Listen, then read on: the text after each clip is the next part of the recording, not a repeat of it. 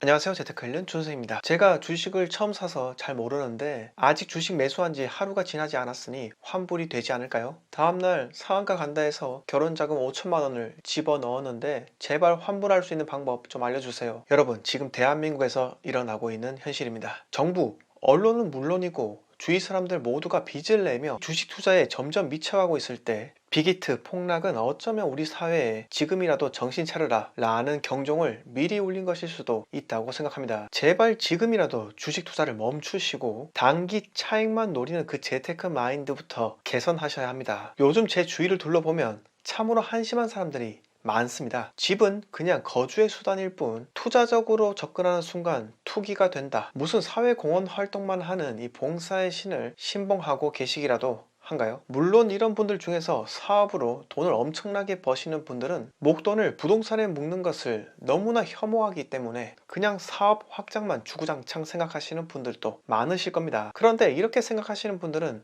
정말 반성하셔야 합니다. 회사를 운영하는 대표는 늘 장밋빛만 꿈꾸는 것이 아니라 언제라도 망할 수 있다는 이 기나긴 암흑의 터널을 준비하셔야 합니다. 사업은 늘 경기를 타기 때문에 경기 하락에 방어를 할 수 있는 무언가를 준비를 하셔야 한다는 말씀인데요. 이 롯데라는 기업이 비록 부동산 투기 세력으로 욕은 엄청 먹고 있지만은 사업이 잘 될 때마다 이 부동산 보유를 통해 경기 하락에 대한 해지 수단으로 활용하기 때문에 우리의 재테크 마인드는 이 롯데라는 기업을 본받아야 한다고 생각합니다. 세상에는 절대라는 것은 절대 없습니다. 그렇기 때문에 부동산 투자자 역시 달러 투자로 해지 수단을 마련해야 한다고 생각하며 부동산 위기가 왔을 때 이 출구 전략을 신속하게 수립할 수 있도록 대비책도 마련해야 한다고 생각합니다. 얼마 전에 어떤 분이 달러 투자 집값 더블이라는 제 영상에 댓글을 다셨는데 지금 달러 폭망하고 있는데 무슨 달러 투자냐 라고 하며 이렇게 의견을 제출해 주셨습니다. 저는 답글로 그럼 달러가 올랐을 때 사야 하냐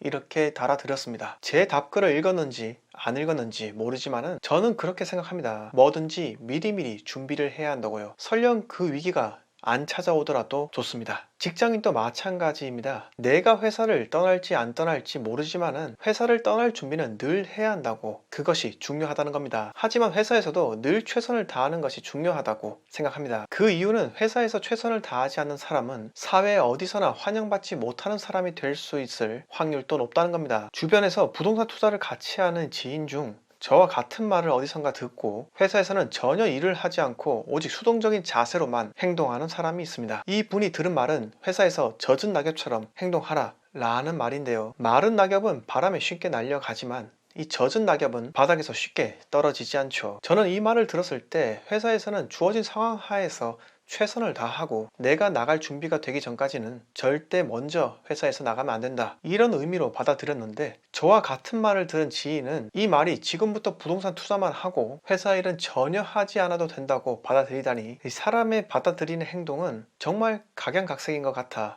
놀랍습니다. 본인의 일을 제대로 하지 않는다면 회사 동료 누군가는 피해를 받게 됩니다. 그리고 그 사람이 부동산 투자로 돈을 꽤 벌었다고 해도 저는 그 사람이 한 행동이 언젠가는 부메랑이 되어 날아올 것이라 생각이 듭니다. 그렇기 때문에 지금 이 순간 이 영상을 시청하시는 직장인 분들께 한마디 드리자면은, 부동산 투자는 주말에도 할 수 있고 퇴근 후에도 할 수 있는 여러분들의 시간을 많이 뺏지 않는 아주 우수한 재테크 상품이기에 현재 여러분들께 주어진 회사라는 조직을 함부로 대하지 마시기 바랍니다. 회사에서 일을 잘하는 사람이 부동산 투자도 더욱더 잘하기 마련입니다. 그런데 회사 일만 하는 사람이 투자를 잘 하란 법도 없기 때문에 앞서 말씀드린 대로 회사를 떠날 역량을 쌓으시라는 말을 드리고 싶습니다. 참고로 저는 제 회사를 사랑하고 제가 속한 조직을 소중하게 여깁니다. 그러기에 주변 사람들 모두가 잘 되기를 원하기 때문에 제 전공인 부동산 투자를 열심히 전파하고 있기도 합니다. 제게 칼을 겨누고 싶은 사람들도 있겠지만 하나 알아두실 것은 저는 그래도 사회에서 도움되는 사람일 가능성이 높다는 겁니다. 마지막으로 서울 거주에 목숨을 걸고 계시는 분들께 한마디 드리고 마무리하겠습니다. 주변에 서울에서 직장 생활을 하는 지인들이 상당히 많습니다. 여기서 부모님 역시 서울에 거주하는 관계로 반드시 서울에서 살아야 하는 이유가 있으신 분들은 지금부터 말씀드릴 대상에서 제외입니다. 고향이 지방이고 서울에서 대학교를 나오신 분들께 드리고 싶은 말씀입니다. 제 지인들 중에서 특히 이런 분들이 많으신데, 물론 부동산 투자를 잘 해서 잘 정착하시는 분들도 계십니다. 하지만 그렇지 못한 사람들이 더 많습니다. 그러니 매번 한다는 이야기가 정권이나 기득권층에 대한 욕설입니다. 그래서 제가 서울에 뭐하러 있냐 라고 물으면 이들은 서울을 떠나면 마치 죽는다는 듯이 이야기를 합니다. 대학 때부터 서울에서 살았기 때문에 지인들이 다 여기 있고 서울에 훨씬 더 재미있는 것들이 많고 뭐 이런 이유예요. 본인이 원룸에 월세로 살던 투룸에 전세로 살던 삶의 질은 생각하지 않고 서울이 너무 좋다고만 합니다. 뭐 어느 정도 인정하는 부분입니다. 지방이 그만큼 인프라가 낙후되었다는 것을 반증하는 것이라 생각도 듭니다. 그런데 지방은 거주 비용이 상당히 낮습니다. 그리고 혼인율과 출산율이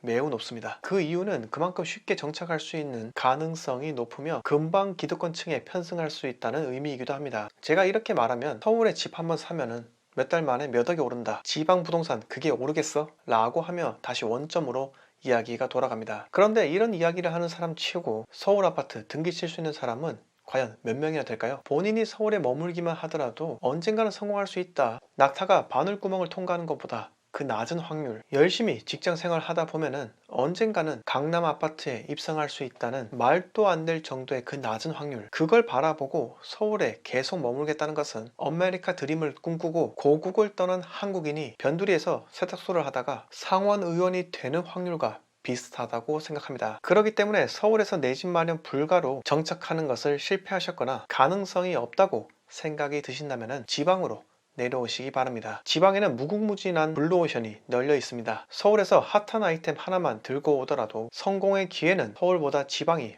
훨씬 더 높습니다. 하물며 강남 토익 학원에서 1, 2년밖에 하지 않았던 토익 강사가 지방에 내려와서는 강남 출신 토익 강사라고 광고를 한다면 수강생이 상당히 몰리는 것으로 봤을 때 이것이 바로 지방에서 발생하는 서울의 낙수 효과입니다. 용의 발톱보다는 뱀 대가리가 세상에서 잘 살아남을 수 있는 방법이라 저는 믿어 의심치 않습니다. 지방 혁신도시가 생긴 지 상당한 세월이 지났습니다. 서울에만 거주하지 마시고 젊은 사람들이 지방에 내려와서 조기 정착하고 행복한 삶을 꿈꾸셨으면 합니다. 자, 오늘 이야기 여기서 모두 마치겠습니다. 영상 마음에 드셨으면 구독과 좋아요 부탁드립니다.